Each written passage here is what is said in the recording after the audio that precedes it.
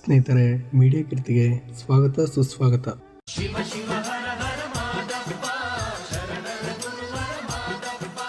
ಗೆಳೆಯರೆ, ಪ್ರತಿಯೊಬ್ಬ ಮನುಷ್ಯನು ತನಗೆ ಗೊತ್ತಿದ್ದೋ ಗೊತ್ತಿಲ್ಲದೆಯೋ ಯಾವುದಾದ್ರೂ ಒಂದು ತಪ್ಪನ್ನು ಮಾಡಿರುತ್ತಾನೆ. ಮಾಡಿದ ತಪ್ಪಿಗೆ ಪ್ರಾಯಶ್ಚಿತ್ತವನ್ನು ಅನುಭವಿಸಿದ್ರೆ ಅವನಿಗೆ ಜೀವನದಲ್ಲಿ ಎಲ್ಲವೂ ಒಳ್ಳೆಯದಾಗುತ್ತದೆ ಎಂದು ನಂಬಿರುವ ಸಂಸ್ಕೃತಿ ನಮ್ಮದು. ನಮ್ಮ ಸನಾತನ ಧರ್ಮದಲ್ಲಿ ಹರಿಯುವ ನೀರು, ಉರಿಯುವ ಬೆಂಕಿ, ಬೀಸುವ ಗಾಳಿ, ಮರಗಿಡಗಳು ಅಷ್ಟೇ ಅಲ್ಲದೆ ಅನೇಕ ಚರಾಚರ ಜೀವಿಗಳಲ್ಲಿ ಭಗವಂತನ ಅಂಶವಿದೆ ಎಂದು ಸಾರಲಾಗಿದೆ. ಮನುಷ್ಯರು ಭೂಮಿ ಮೇಲೆ ಪೂಜಿಸುವ ಜೀವಿಗಳಲ್ಲಿ ನಾಗರಾವುಗಳಿಗೂ ವಿಶಿಷ್ಟವಾದ ಸ್ಥಾನವಿದೆ. ಬನ್ನಿ, ಇಂದಿನ ಸಂಚಿಕೆಯಲ್ಲಿ ನಾವು ಎಲ್ಲ ಬಗೆಯ ನಾಗದೋಷಗಳಿಗೆ ಮುಕ್ತಿ ನೀಡುವ ನಾಗರನವಿಲೆಯ ನಾಗೇಶ್ವರ ದೇವಾಲಯದ ಬಗ್ಗೆ ತಿಳಿದುಕೊಳ್ಳೋಣ.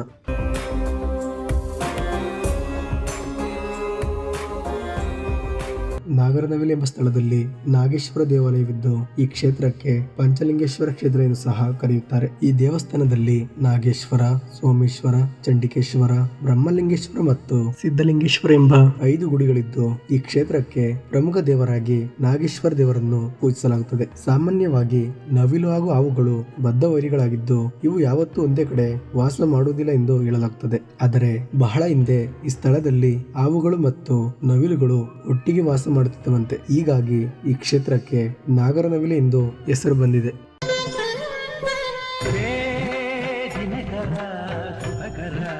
ನಾಗದೋಷ ಸಮಸ್ಯೆ ಇರುವವರು ಈ ಕ್ಷೇತ್ರಕ್ಕೆ ಬಂದು ನಾಗೇಶ್ವರನನ್ನು ಬೇಡಿಕೊಂಡರೆ ಎಲ್ಲಾ ಬಗೆಯ ನಾಗದೋಷಗಳು ನಿವಾರಣೆ ಆಗುತ್ತದೆ ಎಂದು ಹೇಳುತ್ತಾರೆ. ಹಾಗೆಯೇ ಇಲ್ಲಿ ನೀಡುವ ಮಣ್ಣಿನ ಪ್ರಸಾದವನ್ನು ದೇಹಕ್ಕೆ ಲೇಪಿಸಿಕೊಂಡ್ರೆ ಅನೇಕ ಬಗೆಯ ರೋಗಗಳು ದೂರವಾಗುತ್ತೆ ಎನ್ನುವುದು ಇಲ್ಲಿಗೆ ಬರುವ ಭಕ್ತಾದಿಗಳ ಅಚಲವಾದ ನಂಬಿಕೆಯಾಗಿದೆ. ಇಷ್ಟು ಮಾತ್ರವಲ್ಲದೆ ವಿವಾಹ ಸಮಸ್ಯೆ, ಸಂತಾನ ಸಮಸ್ಯೆ ಇರುವವರು ಈ ಕ್ಷೇತ್ರಕ್ಕೆ ಬಂದು ಪೂಜೆ ಮಾಡಿಸಿಕೊಂಡು ಹೋದ್ರೆ ಅವರ ಎಲ್ಲಾ ಸಮಸ್ಯೆಗಳು ಬಹು ಬೇಗನೆ ದೂರವಾಗುತ್ತದೆ ಎಂದು ಇಲ್ಲಿನ ಭಕ್ತಾದಿಗಳು ಹೇಳುತ್ತಾರೆ.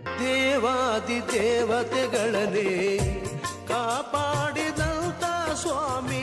ಇನ್ನು ರಾಮಾಯಣ ಕಾಲದಲ್ಲಿ ರಾಮನು ಇಲ್ಲಿಗೆ ಬಂದು ಹೋಗಿದ್ದರ ಬಗ್ಗೆ ಹಲವಾರು ಕುರುಹುಗಳಿದ್ದು ಮಹಾಭಾರತದ ಪಾಂಡವರು ವನವಾಸದ ಸಮಯದಲ್ಲಿ ಕೆಲ ಕಾಲ ಇಲ್ಲಿ ತಂಗಿದ್ದರು ಎಂದು ಇಲ್ಲಿನ ಸ್ಥಳ ಪುರಾಣದಲ್ಲಿ ಉಲ್ಲೇಖಿಸಲಾಗಿದೆ. ಅಂತೆಯೇ ಜಮದಗ್ನಿ ಋಷಿಗಳ ಆಶ್ರಮದಿಂದ ಈ ದೇಗುಲಕ್ಕೆ ನೇರವಾಗಿ ಸುರಂಗ ಮಾರ್ಗವಿತ್ತು ಎಂದು ಹೇಳಲಾಗುತ್ತದೆ. ಇಂದು ಕೂಡ ಸಹ ದೇಗುಲದ ಗರ್ಭಗುಡಿಯ ಒಳಗಡೆ ಸುರಂಗ ಮಾರ್ಗವನ್ನು ನಾವು ಕಾಣಬಹುದು. ಸ್ನೇಹಿತರೆ, ಈ ಕ್ಷೇತ್ರಕ್ಕೆ ಸೋಮವಾರದಂದು ನಾಗದೋಷ ಪರಿಹಾರಕ್ಕಾಗಿ ರಾಜ್ಯದ ಹಲವಾರು ಪ್ರದೇಶಗಳಿಂದ ಸಾವಿರಾರು ಜನ ಬರುತ್ತಾರೆ. ಇಲ್ಲಿಗೆ ಬಂದು ಪೂಜೆ ಸಲ್ಲಿಸಿ ಹರಕೆ ಹೊತ್ತರೆ ಸಕಲ ಇಷ್ಟಾರ್ಥಗಳು ಸಿದ್ಧಿಯಾಗುತ್ತದೆ ಎಂದು ಹೇಳಲಾಗುತ್ತದೆ. ಹೀಗಾಗಿ ಸೋಮವಾರದಂದು ಈ ದೇಗುಲ ಭಕ್ತಾದಿಗಳಿಂದ ತುಂಬಿ ಹೋಗಿರುತ್ತದೆ.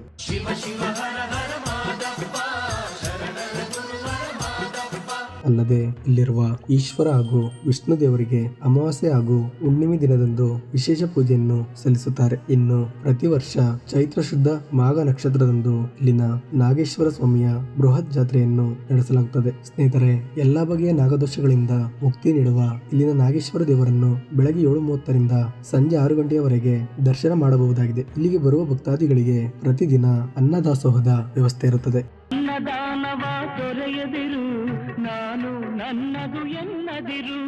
ಈ ದೇವಾಲಯದಲ್ಲಿ ಭಕ್ತಾದಿಗಳಿಗೆ ಅಲಂಕಾರ ಸೇವೆ, ಅಭಿಷೇಕ ಸೇವೆ, ಆಶ್ಲೇಷ ಬಲಿ ಪೂಜೆ, ನಾಗಪೂಜೆ, ನಾಗ ಪ್ರತಿಷ್ಠಾಪನಾ ಮುಡಿ ಸೇವೆಗಳನ್ನು ಮಾಡಿಸಬಹುದಾಗಿದೆ. ಈ ಅತ್ಯಂತ ಪುರಾತನವಾದ ದೇವಾಲಯವನ್ನು ಹಾಸನ ಜಿಲ್ಲೆಯ ನವಿಲೆ ಎಂಬ ಸ್ಥಳದಲ್ಲಿ ನಾವು ಕಾಣಬಹುದಾಗಿದೆ. ಸಾಧ್ಯವಾದರೆ ನೀವು ಒಮ್ಮೆ ಈ ಕ್ಷೇತ್ರಕ್ಕೆ ಭೇಟಿ ನೀಡಿ ನಾಗೇಶ್ವರನ ಕೃಪೆಗೆ ಪಾತ್ರರಾಗಿ.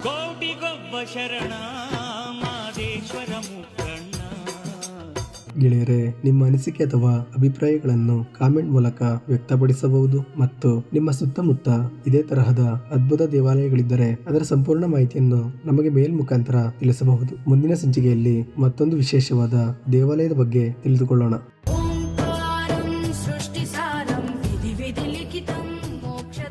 ಈ ವಿಡಿಯೋ ಇಷ್ಟ ಆದರೆ ಲೈಕ್ ಮಾಡಿ, ಶೇರ್ ಮಾಡಿ.